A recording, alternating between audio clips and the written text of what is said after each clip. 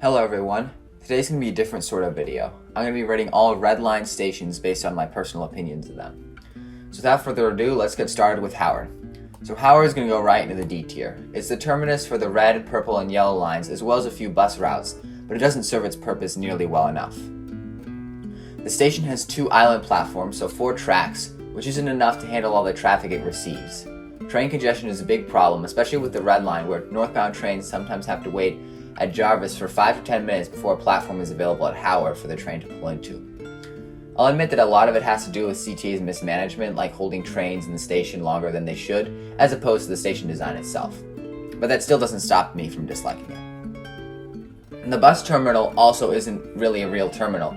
It's pretty much just a regular street with bus bays. Buses still have to go around local streets to actually turn around, as opposed to a terminal like Jefferson Park or Rosemont, where buses pull in, turn around, and pull out.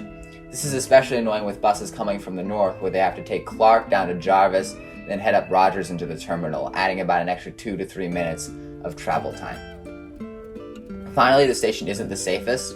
I've seen quite a few things there, and also the intersection Howard and Paulina, which is right there, is quite a problematic intersection. There have been about 12 shootings in the past year, so not the nicest area to be in.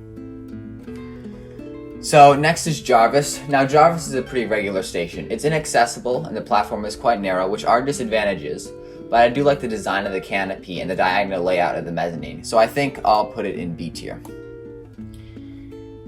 Morse is also going into the B tier. It has a very similar design to Jarvis, just with the addition of an auxiliary exit entrance at lunch, which I do like, but it's not enough to bring it up to the A tier. So Loyola is an interesting station. It has a dual island platform where trains in each direction have their own platform. This is a creative solution for a heavily used and very thin platform, which Loyola is. Though the problem is that the CTA never put up any sort of wall or fence on the side of the platform where trains aren't stopping, eliminating most of the benefits that come with this layout. The narrow platforms have actually resulted in people falling and getting killed by trains. Additionally, the part of the platform that leads to the elevator is too thin for a wheelchair or stroller to comfortably pass without going on the blue strip, which is a rough surface unideal for anything with wheels. With this, I'm going to put Loyola into the C tier.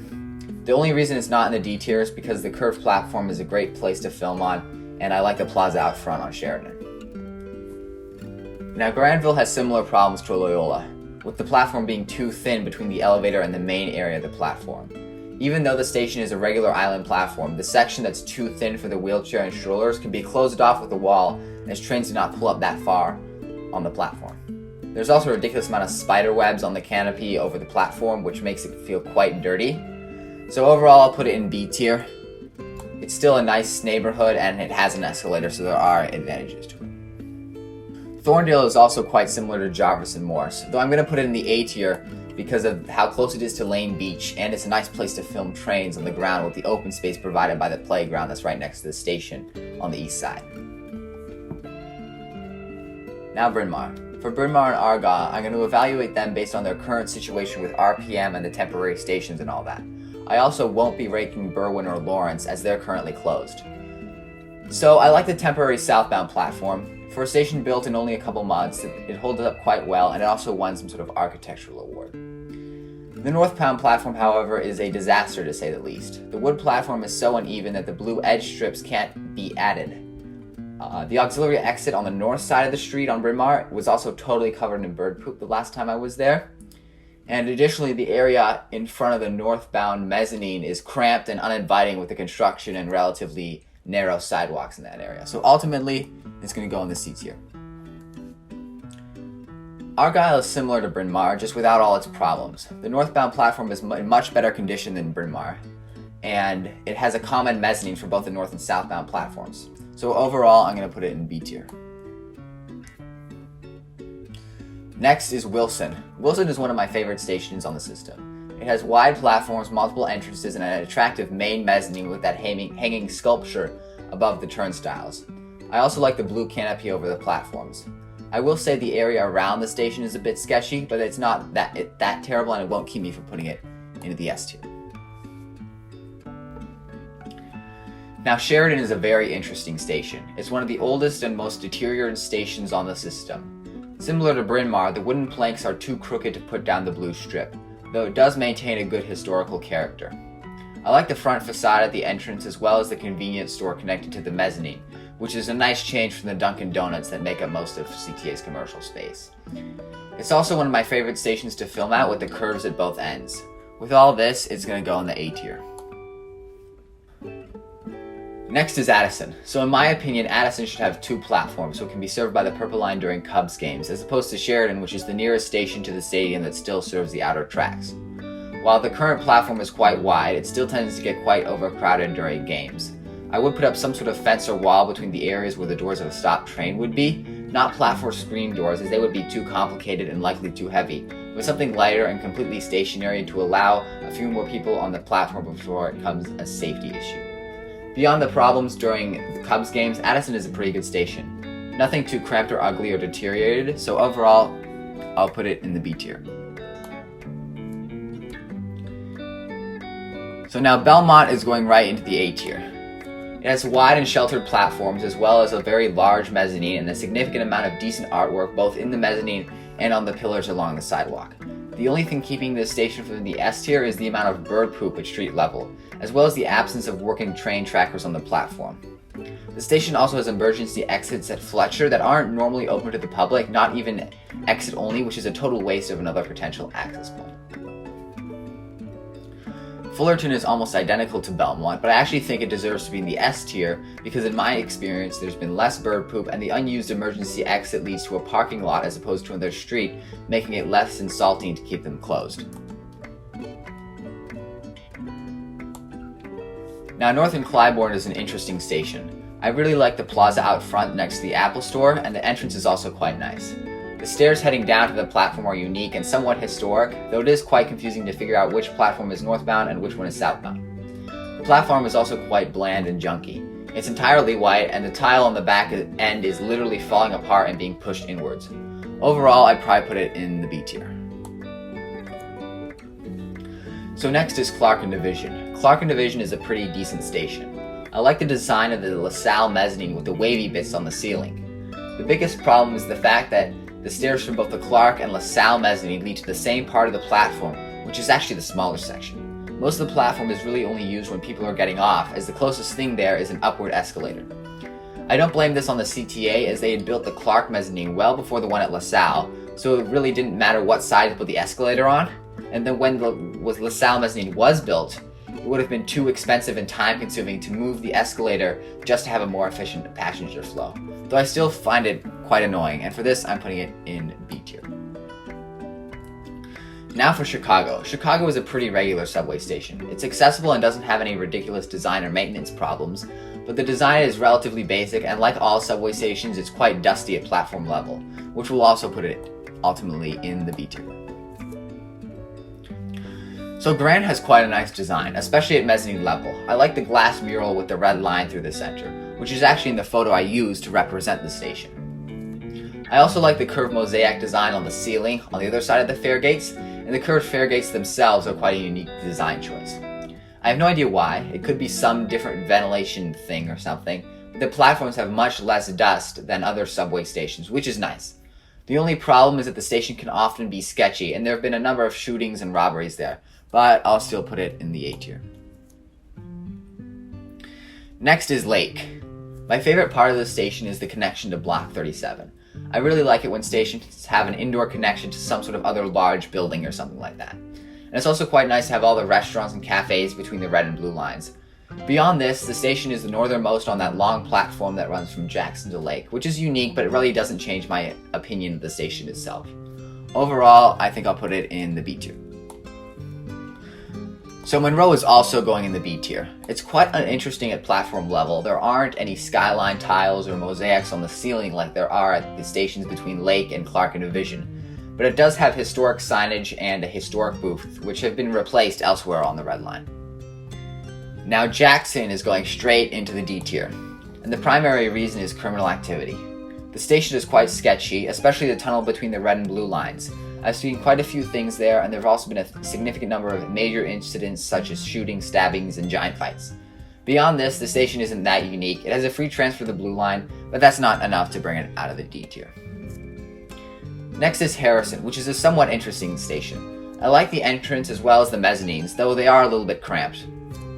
I like that both entrances are right at the ends of the platform, so there aren't any areas where the platform is super thin to accommodate stairs leading down. The platform itself, however, is uninteresting and in poor condition. Unlike the other State Street subway stations, there are no sound eliminating panels across from the platform, which makes the station louder and uglier. Additionally, the station is quite leaky, with the solutes of leaking material scattered about the ceiling in many places. Overall, I'm going to put this station in the C tier. Now for Roosevelt. I don't think there's much to say, right into the D tier. It's one of the most dangerous stations on the system, with major incidents happening quite frequently. I've seen quite a few problematic things there happen myself. Even with the nice and spacious walkway between the red and green and orange lines, with the artwork referencing the Field Museum, I still do not like this station. Cermak-Chinatown, on the other hand, is a fantastic station. It has a decent design as well as an auxiliary exit at Archer, which I like. However, the best part is the view. You get a nice view over Chinatown as well as a great view of the skyline. Additionally, it has a curved platform which is nice for filming. And it's also right next to the Rock Island Metro line, which makes it a good place to film Metro as well. And I think it ultimately deserves to be in the S tier. Next is Sox 35th. Sox 35th is a highway median station, which means it's very loud from all the noise of passing cars. The noise is actually enough to cause hearing problems after prolonged exposure, though I personally don't find it that bothersome. However, it is annoying and a bit scary that it's pretty much impossible to hear an incoming train. The situation could also be easily fixed by adding some sort of wall between the station and automobile traffic, like what's done in Toronto. Beyond all this, the station's not too bad. It has an auxiliary exit at 33rd, and I like the big SOTS mosaic in the mezzanine, but I'm still going to put it in the C tier. So 47th is also going in the C tier. It's also a highway median station, so it has all the problems that come with that. In addition, it's also quite dangerous, something that will be shared with all the following stations. But it still has some pretty good qualities. In addition to the artwork on the roof of the canopy, it's also on a curve on the Dan Ryan, so it's a nice place to film at, keeping it out of the D tier. Garfield, on the other hand, is not able to keep itself out of the D tier. In addition to being another dangerous highway median station, it's ridiculously hard to get to the other side of Garfield. The light at the pedestrian crossing right in front of the station isn't long enough to allow you to cross the entire boulevard in one go without running. Generally, you end up stuck on the median for another light cycle, which is just annoying. Now, 63rd is also going into the D tier. It's pretty similar to Garfield, but instead of a really wide boulevard to cross, the eastbound 63 bus stop is on the other side of Yale, not right in front of the station, requiring two streets to be crossed in order to access the bus. 63rd does have a wider platform than all the other highway median stations, which is nice, as well as a freight rail viaduct crossing right over, which I find unique, but it's not enough to keep it out of the D tier. Next is 69th, which is the only station that I've never gotten on or off at, so it's the one I know the least about. But similar to the previous few stations, it's still a dangerous highway median station. I do, however, like the metal sculpture thing at platform level, but beyond that, there's nothing good enough to bring it out of the D tier, so that's where it's gonna go. So 79th, right into the D tier. It does have bus lanes at street level, as well as exits on both sides of the street, but it is so dangerous, probably the most dangerous station on the system. Shootings and stabbings have been happening frequently there. I've been there twice, and both times I've been harassed or almost seen a fight break out. So with that, I really dislike the station and won't rate it anything higher than D. Now 87th is almost identical to 79th, but without the bus lanes. I will say it's a little safer, but not by much, and not enough to keep it out of the D tier. Finally, 95th. I would say 95th is in competition with 79th to be the most dangerous station on the system. Major incidents such as shootings and robberies seem to happen there much more often than anywhere else on the system.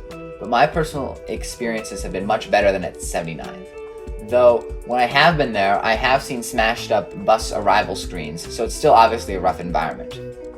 95th does, however, have a very nice and spacious mezzanine and bus terminal, just rebuilt in 2019. But I don't like the fact that the bus terminal is split into a north and south section, requiring going over a bridge within the station to get from one section to the other. But because 95th is an end station, there's a greater likelihood that your train will be already sitting at the platform when you arrive, providing quite a bit of respite from the noise of the freeway. And for that, I'm going to put this station in C tier. So with that, we've reached the end of the video. Thank you all for watching, and I encourage you to check out some of my other videos.